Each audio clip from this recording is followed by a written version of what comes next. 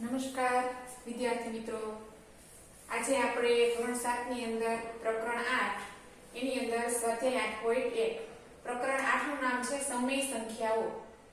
તો સ્વાધ્યાય 8.1 ની અંદર આપણે જોવાનું છે પ્રશ્ન નંબર 1.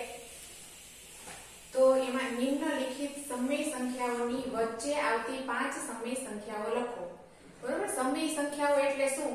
તો કે સમય સંખ્યાઓ કોને કહેવાય? તો કે જે સંખ્યા અપૂર્ણાંકમાં પણ હોઈ શકે, માઈનસમાં પણ હોઈ શકે, ધન પૂર્ણાંક હોઈ શકે, ઋણ પૂર્ણાંક હોઈ શકે, અપૂર્ણાંક એટલે કે અંશમાં અને છેદમાં પણ હોઈ શકે, એવી સંખ્યાઓને સમય સંખ્યાઓ કહેવામાં આવે છે. બરોબર, તો સમય સંખ્યાઓ આપણે નંબર 1 આપ્યો છે, -1 અને 5 ની વચ્ચે આવતી 5 સમય સંખ્યાઓ લખવાની છે. તો આપણી પાસે તો અત્યારે -1 અને 0 એટલે કે આ ઋણ પૂર્ણાંક છે અને આ તટસ્થ સંખ્યા છે. બંનેની વચ્ચે શું આવે? એવી 5 સમય સંખ્યાઓ મેળવવા માટે કરવાનું છે -1. તો આપણે બંનેનો પહેલા તો છેદ સરખો કરવાનો છે. છેદ સરખો કર્યા પછી બંનેની વચ્ચેની સંખ્યા આપણે મળશે. તો સૌપ્રથમ આના છેદમાં કાંઈ નથી એટલે 1. હવે બંને સંખ્યાને અંશમાં અને છેદમાં એવી રીતે પણ અને બીજી જે સંખ્યા છે એને પણ સરખી સંખ્યા સાથે ગુણાકાર કરવાનો છે. એટલે કે આપણે અહીંયા 10 સાથે ગુણાકાર કરીએ તો આનો જવાબ આવશે -10 અને 10. હવે બીજી સંખ્યા છે 0. તો આપણે અહીંયા 0 છેદમાં કાંઈ નથી એટલે 1 ગુણ્યા કોની સાથે ગુણાકાર કરવાનો છે? તો કે 10 સાથે. તો આ ઉપર બંનેનો ગુણાકાર 0 થાય. બરોબર, 0 સાથે કોઈ પણ સંખ્યાનો ગુણાકાર 0 થાય. 10 એકા 10. હવે આ સંખ્યા અને આ સંખ્યા એની વચ્ચે કઈ સંખ્યા આવે છે એ જોવા માટે તમને સંખ્યા રેખા યાદ છે. બરોબર, કે સંખ્યા રેખામાં કઈ રીતે હોય? આ બાજુ ઋણ પૂર્ણાંક હોય, આ બાજુ ધન પૂર્ણાંક હોય, વચ્ચે તટસ્થ સંખ્યા હોય છે. તો -10 અને 0 ની વચ્ચે આપણે જોઈએ તો -9/10, -8/10, -7/10, -6/10, -5/10, 1, 2, 3, 4 ને 5 સમય સંખ્યા મળી ગઈ છે. જો હજી વધારે જોતી હોય તો 4, 3, 2 અને 1 શૂન્ય લેવાનો નથી. આ આપણી સમય સંખ્યાઓ છે. 5 સંખ્યા આપણી પાસે માંગેલી છે એટલે આ આપણી 5 સમય સંખ્યા છે. તેથી સમય સંખ્યાઓ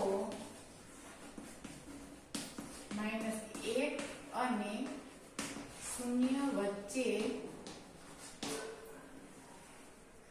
-9/10, -8/10, -7/10, -6/10 અને -5/10. હવે તમને એમ થાય કે મારે આવી રીતે લાઈનમાં નથી લેવી, મારે 8 નથી લેવો, મારે 4 લેવો છે, 1 લેવો છે, તો કોઈ પણ તમે આડાહવળી પણ લઈ શકો, પણ વચ્ચે હોવી જોઈએ. કોની? આની અને આની વચ્ચેની સંખ્યામાંથી તમે લઈ શકો. ફરીથી એક વખત વિદ્યાર્થી મિત્રો, સમય સંખ્યા એટલે શું? તો કે ધન પૂર્ણાંક પણ હોઈ શકે, ઋણ પૂર્ણાંક હોઈ શકે, અંશમાં અને છેદમાં પણ હોઈ શકે, અપૂર્ણાંકમાં હોઈ શકે. બરોબર, એવી સંખ્યાઓને સમય સંખ્યાઓ કહે છે. એની અંદર વચ્ચેની જે સંખ્યાઓ માંગે તમારી પાસે, ત્યારે તમારે પરીક્ષામાં એવી રીતે પૂછાય બંને વચ્ચેની સમય સંખ્યાઓ 5 માંગે, 4 માંગે, 3 માંગે, 8 માંગે, 10 માંગે, તો શું કરવાનું? અંશમાં અને છેદમાં 10 સાથે ગુણાકાર કરી અને બંનેનો બે રકમ છે એનો બંનેનો છેદ સરખો કરી નાખવાનો. એટલે કે લસા તમારે બંનેનો સરખો થઈ જાય ત્યાર પછી તમે સંખ્યા મેળવી શકો છો.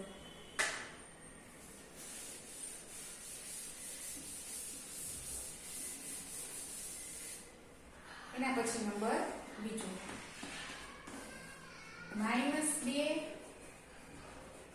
અને -1.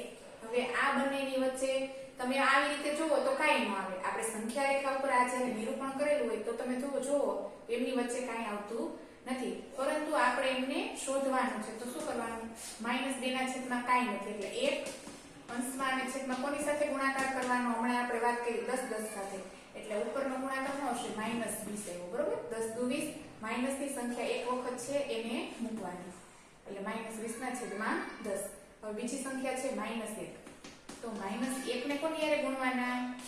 આપણે વાત થઈ ગઈ કે 10 સાથે ગુણાકાર કરી અને છેદને સરખો કરવાનો છે. આ લસા આપણો 10 સરખો થઈ ગયો છે. બરોબર, તો હવે અહીંયા કોણ આવ્યું -20 અને અહીંયા -10. આ બંનેની વચ્ચે આપણને સંખ્યા મળે કે ન મળે? તો કઈ મળે? -19/10, -18/10, -17/10, -16/10, 1 2 3 4 ને 5. તમારી પાસે 5 સંખ્યા માંગી છે એટલે 5 આપણી મળી ગઈ. બરોબર.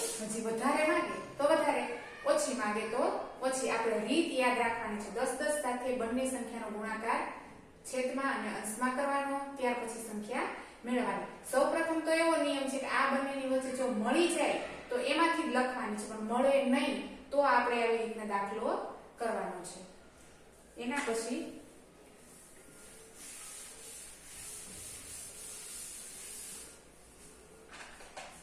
નંબર 3 -4/5 અને -2/3. હવે તમે કહેશો આ તો થોડોક નવો દાખલો આવ્યો, આમાં શું કરવાનું? તો આપણે અગાઉ વાત કરી કે નીચેના છેદ સરખા કરવાના, એટલે કે આનો પેલા લસા લેવાના. તો સૌપ્રથમ આપણે છેદ સરખા કરવા માટે 5 અને 3 નો લસા લેતા આપણે આગળના ધોરણમાં શીખી ગયા છીએ. 5 તેરી 15. બરોબર, એ આપણો લસા છે. તો હવે -4 અને અહીંયા 5. હવે અહીંયા એવી સંખ્યા સાથે ગુણાકાર કરવાનો કે 15 આપણો લસા છે, તો અહીંયા 15 મળી શકે. તો અહીંયા જેટલા સાથે ગુણાકાર કરો એટલા સાથે જ ઉપર કરવાનો. 4 તેરી 12/15. બીજી સંખ્યા છે -2/3. તો અહીંયા એવી સંખ્યા સાથે ગુણાકાર કરવાનો કે લસા તમને 15 મળે. -10/15. જો છેદ સરખા થઈ ગયા. હવે અહીંયા વધ્યા છે -12, અહીંયા વધ્યા છે -10. આ બંનેની વચ્ચે કોણ આવે? બરોબર, -11 આવે ને. તો હવે આપણે -11 એક જ સંખ્યા આવે છે. તો હવે આપણે એક સંખ્યા નથી જોતી, આપણે કેટલી જોઈ છે? 5 સંખ્યા. તો હવે આપણે ફરીથી શું કરવાનું? આપણી કઈ રીત હતી? તો આપણી રીત પ્રમાણે આપણે ચાલીએ. આને ગુણ્યા કેટલા કરવાના? 10 10. એટલે કે એક સ્ટેપ તમારે આવી રીતના દાખલામાં લસા મેળવવાનું આવે છે, એ વધારાનું આવે છે. એ પછી આપણે જે રીતે દાખલા કરીએ છીએ એમ જ કરવાના છે. આ બંનેનો ગુણાકાર 120/. હવે એના પછી -10/15 એને ગુણ્યા 10 10 -100/150. હવે તમારે જો આ સંખ્યા અને આ સંખ્યા ની વચ્ચે કોણ આવે છે? -120 ની વચ્ચે અને 100 ની વચ્ચે કોણ આવે છે? 119 આવે કે ન આવે? છેદમાં 150, 118, 117, 116, 115. 5 સંખ્યા આપણને મળી ગઈ છે.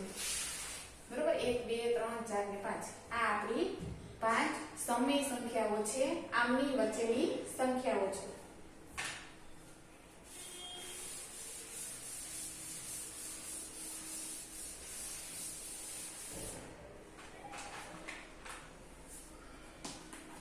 એમાં નંબર 4 -1/2 અને 2/3. બરોબર. હવે આની વચ્ચે આવતી સમય સંખ્યાઓ શોધવા માટે સૌપ્રથમ શું કરવાનું? લસા લેવાનો. કોનો? છેદનો. 2 અને 3 નો લસા બરોબર કેટલા થાય? 3 દુ 6. તો -1/2 એને કેટલા સાથે ગુણવાથી લસા સરખો બને? 3. એવી રીતે આપણે બીજી સંખ્યા કઈ છે? 2/3 છે, તો એને 2 સાથે ગુણવાનું. તો 4/6. 6 સરખા બની જશે. હવે અંશમાં કોણ વધ્યું? -3 અને અહીંયા 4. તો હવે તમે જોવો તો તમને આ બેની વચ્ચે સંખ્યા નિરૂપણ કર્યું હોય સંખ્યા રેખા પર, તો બેની વચ્ચે તમને સંખ્યા મળે છે ખરી? અને ઈ પણ જો 5 સંખ્યા મળી જતી હોય તો આપણે કોઈને 10 સાથે ગુણાકાર કરવાની રીત કરવાની નથી, કારણ કે આપણને એમ જ જવાબ મળી જશે -2/6, -1/6. એના પછી શું આવે? 0. એના પછી 1.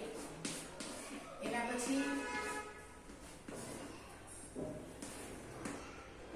3/1, 2 3 4, 1 2 3 4 5 6 સંખ્યા મળી ગઈ. આપણે 5 જ જોઈ છે. જવાબ. નમસ્કાર વિદ્યાર્થી મિત્રો, જો તમને અમારો વિડીયો ગમ્યો હોય તો લાઈક કરો, શેર કરો અને સબસ્ક્રાઇબ કરો.